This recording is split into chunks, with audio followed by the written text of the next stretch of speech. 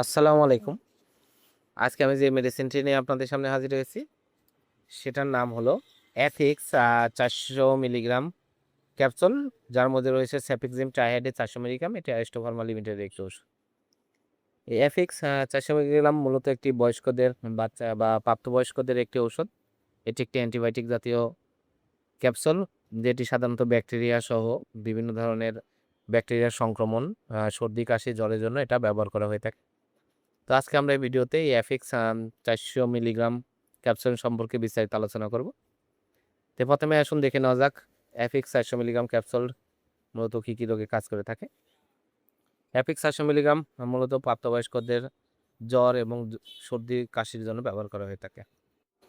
এটি প্রাপ্তবয়স্কদের যে কোনো ধরনের ঠান্ডা, কাশি বা নিউমোনিয়া, টাইফয়েড জ্বর, এছাড়া শ্বাসকষ্ট সহ কাশি, সর্দির জন্য এটা ব্যবহার করা হয়ে থাকে এবং খুবই কার্যকারী একটি মেডিসিন হচ্ছে এই অ্যাফিক্স ৪০০ মিলিগ্রাম ক্যাপসুল।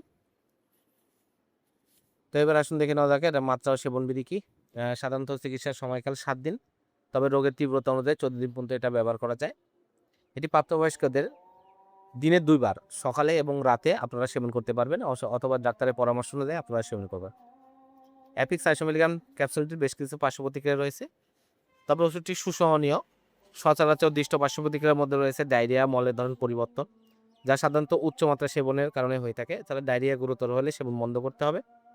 স্বল্প পরীক্ষিত পার্শ্ব প্রতিক্রিয়ার মধ্যে রয়েছে বমি বমি ভাব, পেট ব্যথা, বদহজম, বমি, পেট ফাঁপা, পেট ব্যথা, মাথা ঘোরা, বিভিন্ন ধরনের অ্যালার্জি যেমন ফুসকুড়ি, চুলকানি, আমবাত, ওষুধজনিত জ্বর, সন্ধিবাত এ ধরনের পরিলক্ষিত।